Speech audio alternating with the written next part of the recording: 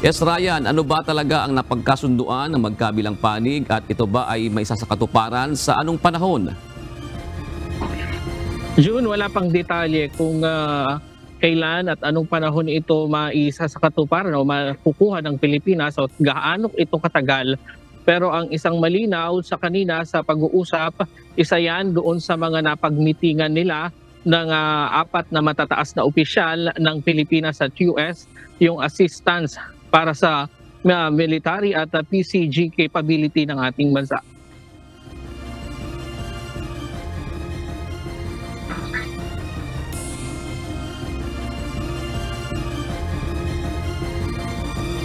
Maglalaan ang pamahalaan ng Amerika ng 500 million US dollars na halaga sa military assistance para sa Pilipinas. Inihayag ito kanina pagkatapos ng 2+2 ministerial meeting ni na United States Secretary of Defense Lloyd Austin III at Secretary of State Antony Blinken, kasama sina Defense Secretary Gilberto Chodoro Jr. at Foreign Affairs Secretary Enrique Manalo. Today, as you heard, Secretary Blinken and I announced that we are poised to deliver a once-in-a-generation investment to help modernize the armed forces of the Philippines and the Philippine Coast Guard. We're working with the U.S. Congress to allocate $500 million in foreign military financing to the Philippines. Gagamitin ito sa modernization program ng Sandataang Lakas ng Pilipinas at Philippine Coast Guard upang mapalakas ang kanilang kakayahan.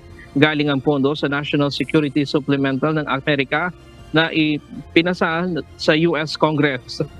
Kabilang din ang Taiwan sa bibigyan ng military aid sa Indo-Pacific region mula sa Amerika.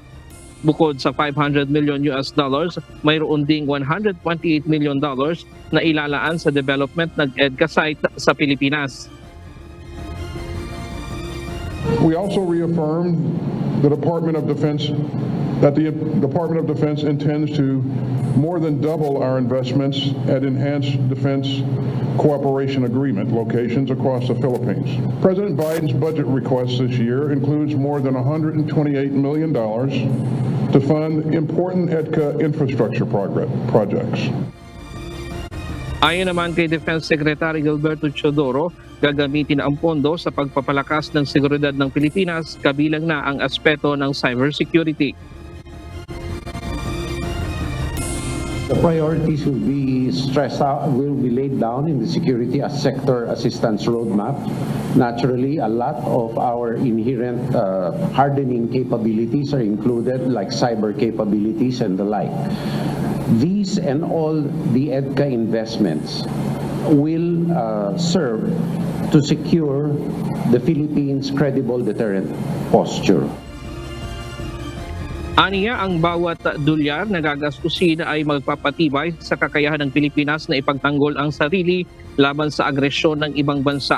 Sinabi rin ito na ang pamumuhunan sa mga EDCA site ay hindi lamang depensa ng bansa, kundi magagamit din ito sa humanitarian response, assistance at disaster response, at lugar para sa mga joint cooperative o cooperation at interoperability sa pamamagitan o sa pagitan ng Pilipinas, United States at ng maging ibang bansa.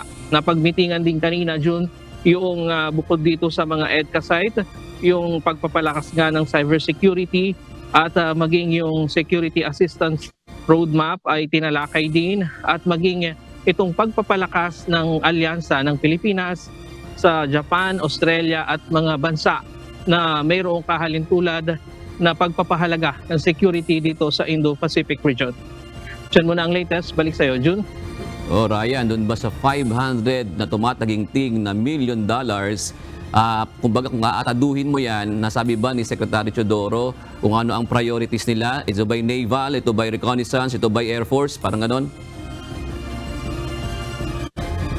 Oo, June, ang mapupunta yan sa mga sa pagpapalakas ng Navy at ng particular ng AFP, at nabanggit nga niya kanina yung cybersecurity ay palalakasin din.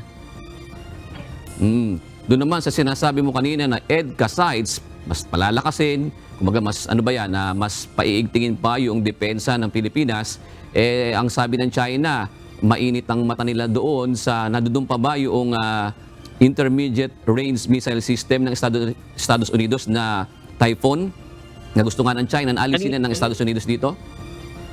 Kanina hindi natalakay yung patungkol sa missile na yan, Jun, pero nung mga nakaraan na sinabi ng US at ng AFP na nandito pa yung missile na yon at ginagamit para pag-aralan ng mga sundalong Pilipino, pero kanina particular sa pagpupulong dun sa press conference wala ring natalakay patungkol dyan. Doon naman sa sinasabi mo na ang presensya ng mga Amerikano rito sa EDCA sites ay para maboost nga pagka meron tayong kalamidad, humanitarian aid ang sinasabi nila dito. Meron nagkikritik dito sa atin na ang sinasabi nila wala naman daw nakikita ng Amerikano noong pagkatapos ng habagat at itong si Bagyong Karina. Isa rin sana sa dapat nating itanong yan kanina, Jun, kaya lang limitado ang mga tanong. Bawat grupo ng media, isang tanong lamang at umikot lang yung pagtatanong dito nga doon sa kung ano yung mga napagmitingan kanina, Jun. Pero itong sinasabi nga itong alyansa na ito na parang nagiging long term na talaga. At hindi lang ang Amerika na parang sinasabi nga ng ilan na mga eksperto sa seguridad na parang hindi lang ang Amerika, maging yung France nakikisama na rin sa mga alyansang ito. Ryan, paano ba ito, kumbaga mas madadagdagan pa ba yung mga bansang kaalyado ng Pilipinas pagdating sa seguridad natin, Ryan? Jun, nauna nang sinabi ni Defense Secretary Gilberto Teodoro na magkakaroon pa tayo ng mga ganitong kahalintulad gaya ng RAA Japan sa BFA sa Amerika sa ibang mga bansa na mayroon ding kaparehas na pananaw pagdating dito sa West Philippine Sea, at inaantabayanan natin kung ano pa ang magiging susunod na hakbang ng Sandatang Lakas at ng National Defense ng Pilipinas, kung magkakaroon pa ng formal na pag-uusap o agreement sa pagitan ng ibang bansa na nakikipag-alliance ang Pilipinas. Last na lang, Ryan, hindi ba natanong si Foreign Affairs Secretary Manalo hinggil naman doon sa sinasabi na makakaapekto ba ito sa temporary agreement natin diyan sa Ayungin Shoal na ngayon ay payapa tayong nakapagbibigay ng nakapag-ro-ro remission doon? Hindi ba ito makakaapekto sa relasyon natin ngayon sa China nung nangyayaring ito?